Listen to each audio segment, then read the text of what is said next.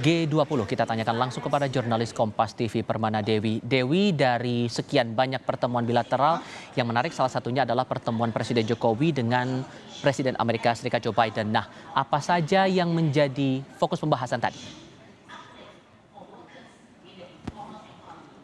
Baik Tifal dan juga saudara, puncak gelaran KTT G20 sudah di depan mata. Yakni tepatnya selama 2 hari ke depan tanggal 15 hingga 16 November 2022, para tamu kenegaraan maupun delegasi akan berkumpul bersama untuk merumuskan suatu kebijakan yang tentunya mendatangkan manfaat bagi ke-20 negara yang mengikuti KTT G20 ini. Dan hari ini pada tanggal 14 November 2022 adalah hari di mana Presiden Joko Widodo itu melakukan pertemuan, yakni agenda pertemuan bilateral dengan sejumlah kepala negara yang juga sudah tiba di Bali untuk mengikuti KTT G20 ini.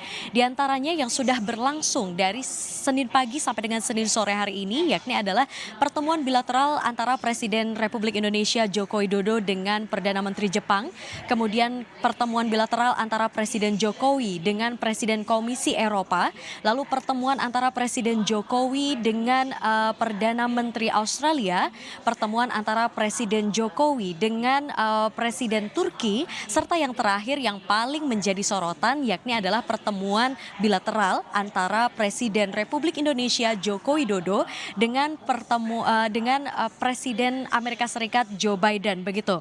Nah, diantaranya memang pertemuan antara Presiden Republik Indonesia Joko Widodo dengan Joe Biden ini berlangsung di Hotel Kempinski Apurva Kempinski Senin siang waktu Bali, dan berbagai hal itu dibahas pada pertemuan bilateral ini. Di antaranya pertemuan antara Presiden Jokowi dengan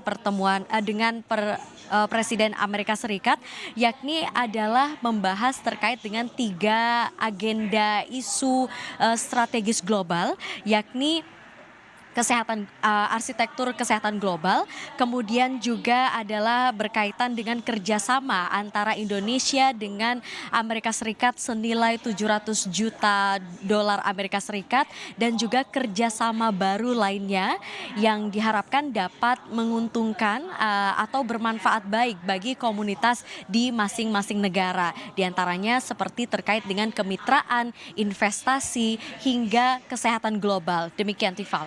Ada 2 agenda menarik lain yang juga perlu kita cermati di sini. Pertemuan bilateral Presiden Jokowi dengan Presiden Tiongkok Xi Jinping, lalu pertemuan Presiden Amerika Serikat Joe Biden dengan Presiden Tiongkok Xi Jinping. Apa yang menarik untuk dicermati soal agenda ini?